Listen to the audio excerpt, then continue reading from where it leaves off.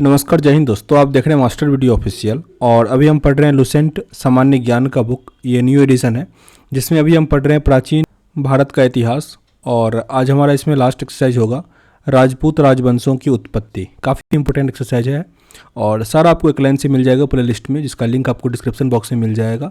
साथ ही टेलीग्राम और इंस्टाग्राम पे भी जुड़ जाइएगा, जहाँ मैं कुछ कुछ शेयर करते रहता हूँ और बात भी हो पाएगी। तो चलिए ही पढ़ते हैं राजपूत राजवंशों की उत्पत्ति। साथ ही चैनल पे नए हैं सब्सक्राइब मेरे भाई जरूर कर लीजिएगा। अब यह गुर्जर प्रतिहार वंश। मालवा का शासक नागभट्ट प्रथम गुर्जर प्रतिहार वंश का संस्थापक था। नागभट्ट प्रथम। नागभट्ट द्वितीय को राष्ट्रकूट सम्राट गोविंद तृतीय ने हराया था। गोविंद तृतीय ने, जो कि राष्ट्रकूट शासक था, नागभट्ट द्वितीय को हराया था। प्रतिहार वंश का सर्वाधिक शक्तिशाली और प्रतापी राजा मिहिर भोज था। मिहिर भोज प्रतिहार वंश का या गुर्जर वंश का सबसे प्रतापी और शक्तिशाली राजा था। मिहिर भोज ने अपनी राजधानी कन्नौज में बनाई थी। वह विष्णु भक्त था। उसने विष्णु भक्त के सम्मान में आदि बारह की उपाधि ग्रहण की थी। जो ये प्रथम था प्रतिहार वंश का जिसने बारह की उपाधि ग्रहण की थी। राजशेखर प्रतिहार शासक महेंद्रपाल के दरबार में रहता था। राजशेखर प्रतिहार शासक महेंद्रपाल के दरबार में रहता था। इस वंश का अंतिम राजा यशपाल हुआ। 1036 ईस्वी में खत्म हो गया। दिल्ली नगर की स्थापना तोमर वंश अनंगपाल ने 11वीं सदी के मध्य में किया था। दिल्ली नगर की स्थापना तोमर नरेश अनंगपाल के द्वारा किया गया था 11वीं सदी में। आगे है राठौड़ वंश या गढ़वाल वंश। गढ़वाल वंश का संस्थापक चंद्रदेव था, जिसकी राजधानी वाराणसी थी। इस वंश का सर्वाधिक शक्तिशाली राजा गोविंद चंद्र था। इसका मंत्री लक्ष्मीधर शास्त्रों का प्रखंड पंडित था, जिसे कृत्य कल्पतरु नामक ग्रंथ लिखा। कृत्य कल्पतरु नामक ग्रंथ लिखा गया लक्ष्मीधर के द्वारा। लक्ष्मीधर जो कि शास्त्रों का प्रखंड था। गोविंद चंद्र की एक रानी कुमार देवी ने सारनाथ में धर्मचक्र जीन विहार बनाया। धर्मचक्र जीन विहार किसके द्वारा बनाया गया? गोविंद चंद्र की राजकुमारी कुमार देवी के द्वारा। पृथ्वीराज तृतीय ने स्वयंवर से जयचंद की पुत्री संयोजकता का अपहरण कर लिया था। पृथ्वीराज तृतीय संयोजकता का अपहरण कर लिया था, जो कि जयचंद्र की पुत्री थी। स्वयंवर होना था, वहीं से उठा लिया था। इस वंश का अंतिम राजा जयचंद ही था, जिसे गौड़ी ने 1194 में चंदावर युद्ध में मार डाला था। मोहम्मद गौड़ी ने 1194 में चंदावर का युद्ध हुआ था, उसमें मार डाला था। आगे चाहमान या चौहान वंश। चाहमान या चौहान वंश। चौहान वंश का संस्थापक वासुदेव था। इस वंश की प्रारंभिक राजधानी अहिछत्र थी। बाद में अजय राज द्वितीय ने अजमेर नगर की स्थापना की और उसे राजधानी बनाया था। इस वंश का सबसे शक्तिशाली राज अर्णोराज का पुत्र विग्रहराज चतुर्थ विशल देव हुआ।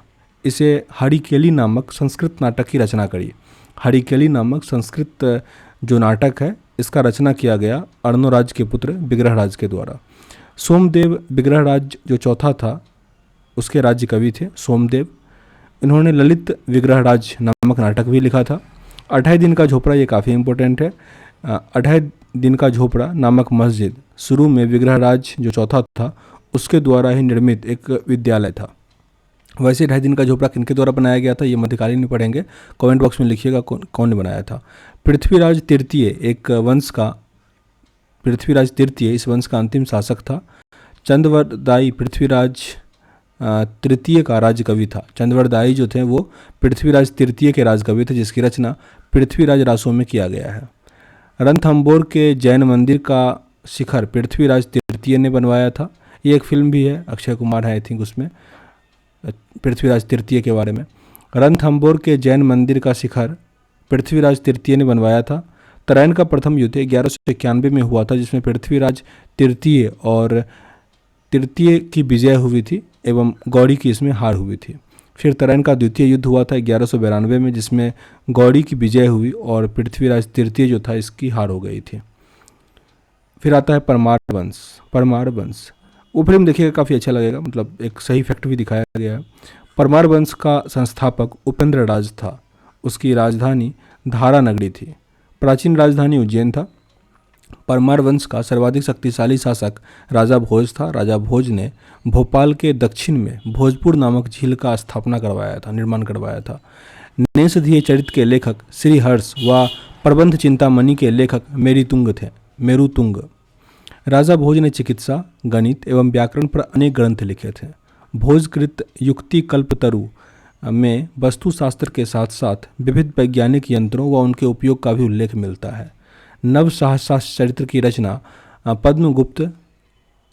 पद्मगुप्त 10 रूपक के रचयिता धनंजय, धनिक, हलायुध एवं अमित गति जैसे विद्वान वाक्यपति मुंज के दरबार में रहते थे।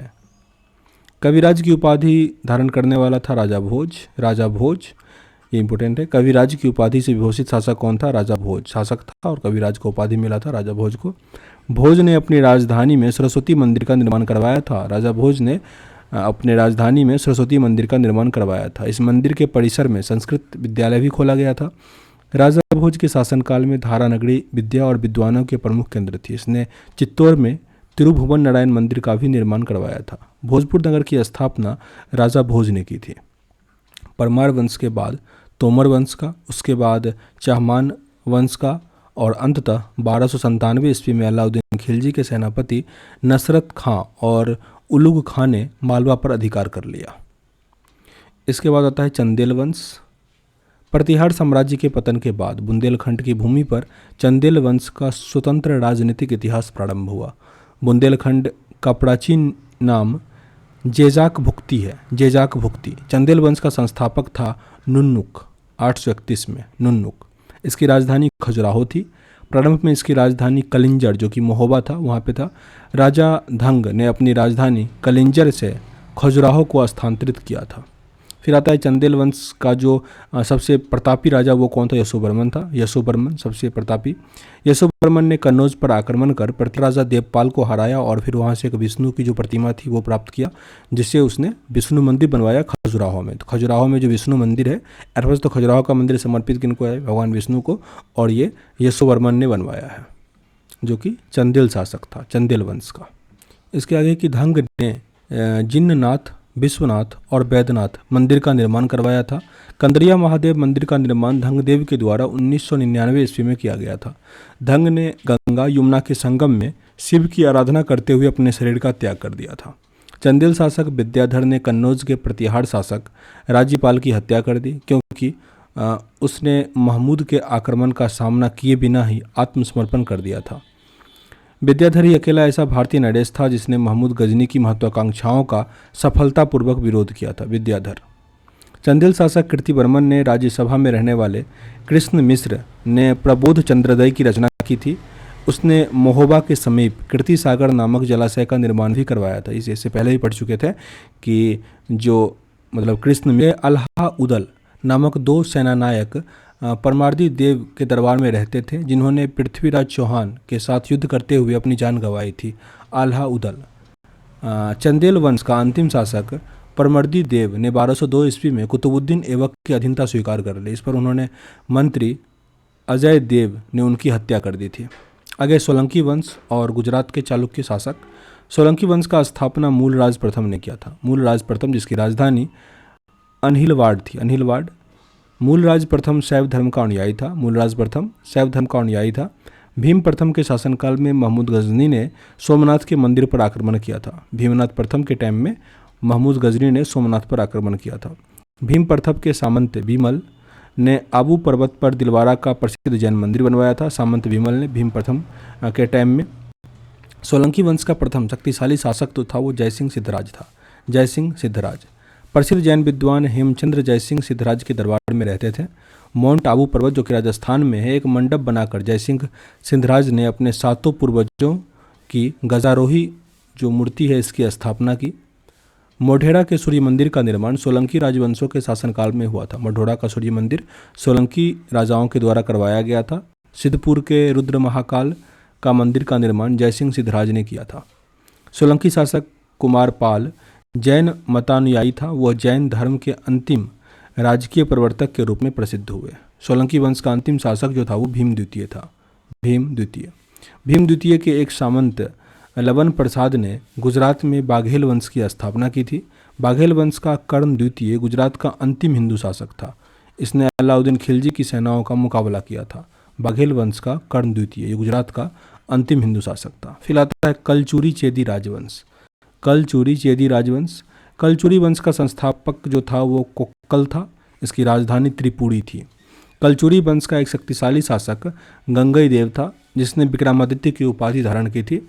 कुल 14 राजा ने विक्रमादित्य का उपाधि धारण किया था। पूर्व मध्यकाल के स्वर्ण सिक्कों के विलुप्त हो जाने के पश्चात इन्होंने सर्वप्रथम इसे प्रारंभ करवाया था। कलचुरी वंश का सबसे महान शासक कर्णदेव था, जिसने कलिंग पर विजय प्राप्त की और त्रिकलिंगाधिपति की उपाधि धारण करी थी।